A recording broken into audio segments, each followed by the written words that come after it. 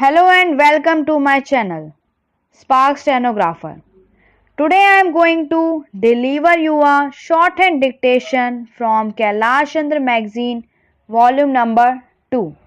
and the transcription number 24. So guys, ready for the dictation?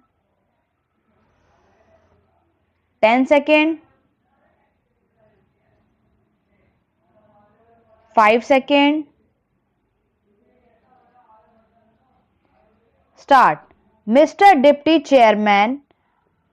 I rise to support the bill which has been moved by Honorable Minister of State in the Ministry of Home Affairs. This bill incorporates certain sentiments which the country holds so dear as far as the office of President is concerned, and also incorporates the faith of the people in themselves, that when they will elect a president, the person who would be occupying the high post would be a person who would have not only the love and affection of the people, but would be, as the Honorable Minister pointed out, a dedicated politician whose whole life is dedicated to the service of the nation before he became the president.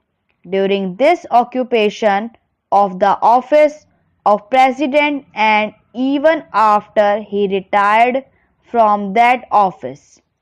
It is this confidence of the people in themselves and the high love and affection which they hold for this office which have resulted in this particular bill being considered by the House at the present moment. The Honorable Minister has pointed out that the President who has just retired has fulfilled all the requirements which are the basis of this particular measure and the measure which was passed in 2001. I wish that he had mentioned the last Governor General also, to whom both the measures apply. Whether we may agree or may not agree with the last Governor General on some of the political views that he holds, there can be no two opinions that the last Governor General, who also an illustrious son and is an illustrious son of this country and deserves all the consideration, all the love and all respect of the country which are being incorporated in the present measure and were incorporated in the 2001 Act, while therefore fully supported the measure which is now before the House, I would like certain clarifications regarding the rules that are going to be made for giving effect to the provisions which have been incorporated in the present bill. In the statement of objects and reasons, we are told that a person holding the high office of president has, even after retirement, many public calls on him, and it is therefore considered desirable to provide him with secretarial staff. It is further stated that the bill provides for a staff which may be engaged for the president. Staff might be appointed for him and office space might be provided for him. It is because of this that certain misgivings have arisen in the minds of some of the members, and they want it to be made perfectly clear that the staff will be appointed not only for the ex-president but will be appointed by the ex-president, and it will be his wishes and his desires that will be taken into account when a particular person is being appointed. Also regarding the office which is engaged for him, his wishes should be taken into account so that he knows what would be a convenient place for him and he may try to get that place. Another reason for insisting on what I consider to be an important detail is that if the government appoints the staff for the ex-president, then automatically they become government servants because they have been appointed by the government.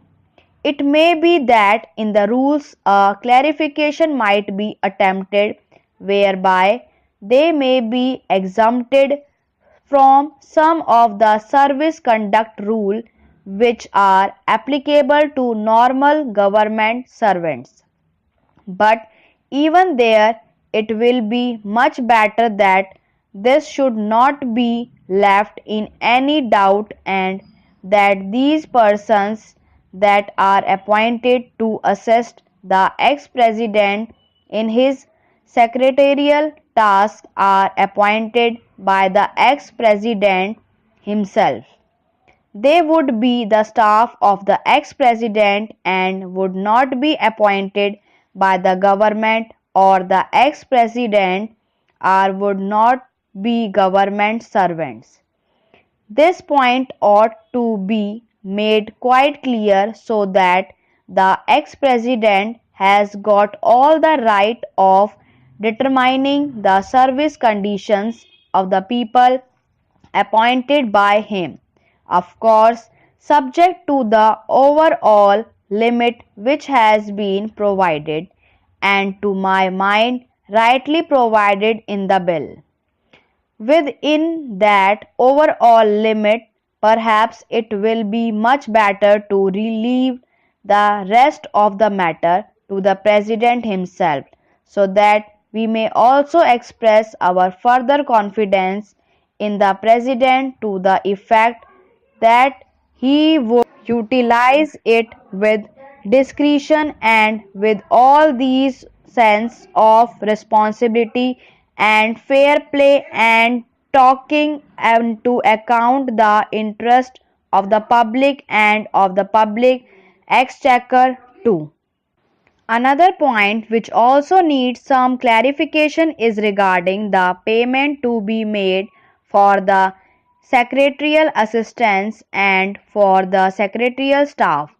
Normally, government rules require that whenever any such demand is made on the public exchequer or on the Consolidated Fund of India, a certain formality has to be gone through and that formality of accounting has to be in a prescribed